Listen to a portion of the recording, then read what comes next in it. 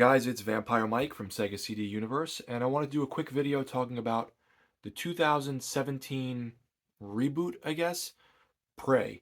So I was hesitant to pick this up. I got it a while ago. It's probably a year ago, maybe, or 8 months ago. I got it now in one of those GameStop deals where it was like buy four games for $10 if they were under five a piece. So I think it was like $2.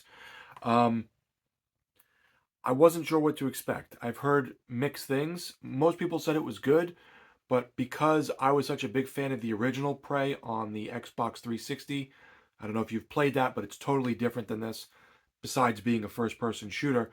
Um, that people were aggravated that it didn't follow that story or have anything to do with the first game at all.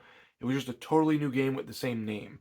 So, pushing that aside, because I do have some nostalgia for that game, different time in my life. Back when that came out, it was what, 20 years ago, I think.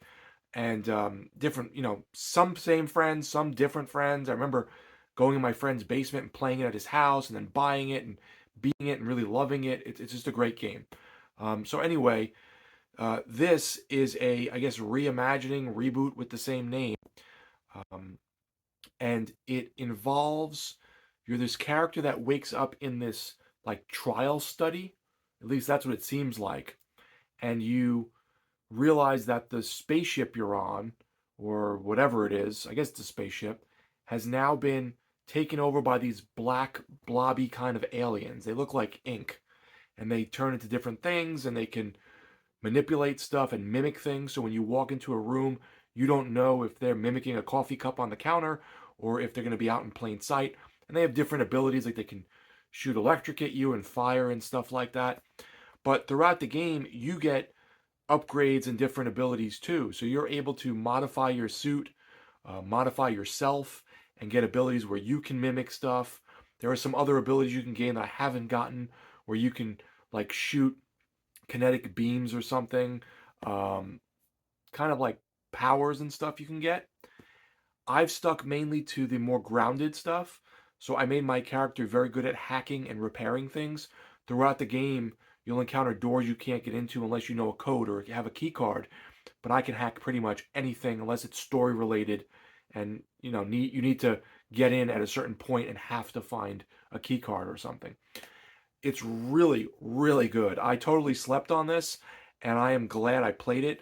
I went on a short vacation for work recently, or I guess not a vacation, but I went on a short work trip recently, and I brought my Xbox, and I brought this with me because I wanted something I could play on the Xbox One, which is what I brought with me, that the save would carry over to my Series X. Because if you play a Series X game, it obviously won't carry the save over from your Xbox One if there's two different versions, but this is the same version. So the graphics are really good. Again, you're in like a spaceship. It has like that alien movie type of atmosphere with these monsters and stuff. There's just dead people everywhere, and you're scavenging throughout the game for items that you can recycle and use to build different items, repair things, hack things, use special abilities. There's moments where you can go into outer space, into like a no gravity with a jetpack and zip around the space station and find secrets and go through different entrances. It's really, really good. I looked up the reviews after I started playing it, and it seems most people again thought it was excellent. Just some of them were upset it had nothing to do with the game with the same title from when I was probably 20. So yeah, it's got to be 20 years now, maybe 19 or 20 years, the old one, where you were a Native American with special powers trying to save your girlfriend from aliens.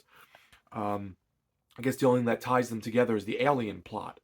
But so far, I'm really enjoying it. And if you like to like dig deep into lore and read like computer logs and information in the game, there's tons of that.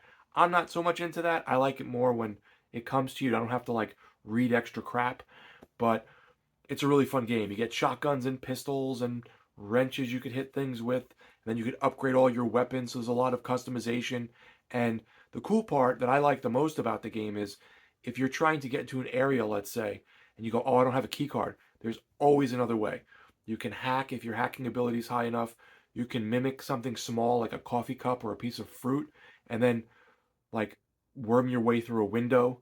So there's like always kind of ways to manipulate the game to get where you need to be and do what you want to do once you get certain abilities. So it's fun. It's kind of like an open. It's not an open-ended game, but it has an openness to it because of that.